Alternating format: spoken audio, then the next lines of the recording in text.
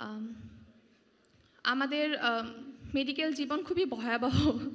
এই কয়েক মাসে হয়তো সকলেরই বোঝার কথা, হাজার হাজার রাত, কষ্টের দিন,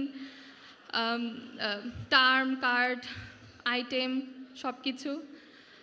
যদি আমার কথা বলি, আমাদের কিছুদিন আগেই টার্ম এক্সাম শেষ হয়েছে। আল্লাহর রহমতে পাশ করেছি, কিন্তু খুবই কষ্টের দিন ছিল, খুবই কষ্টের রাত ছিল।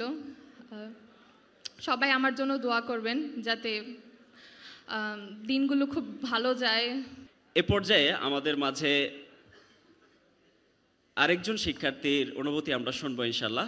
এ পর্যায়ে অনুভূতি ব্যক্ত করবে পপুলার মেডিকেল কলেজের শিক্ষার্থী সোমাইয়া আফরোজ মিথিলা।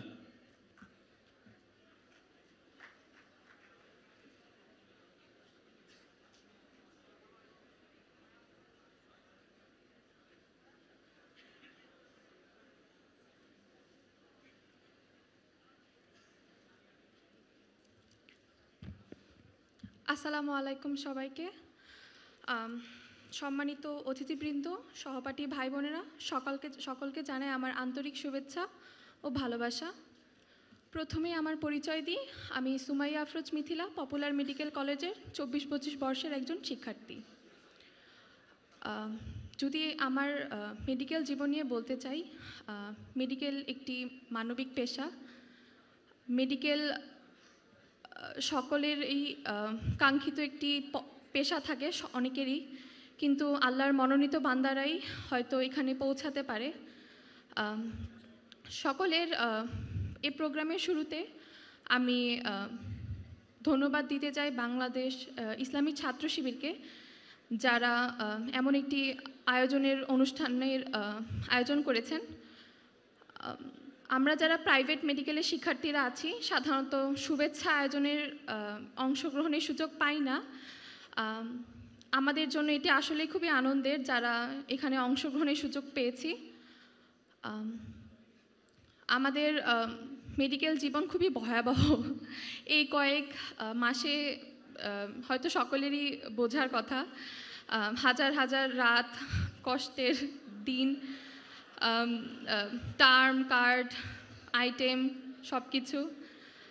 যদি আমার কথা বলি, আমাদের কিছুদিন আগেই টার্ম এক্সাম শেষ হয়েছে। আল্লাহর রহমতে পাশ করেছি, কিন্তু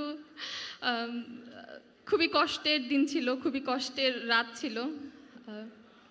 সবাই আমার জন্য দোয়া করবেন যাতে দিনগুলো খুব ভালো যায়, কষ্টের হোক বাট ভালো যায়।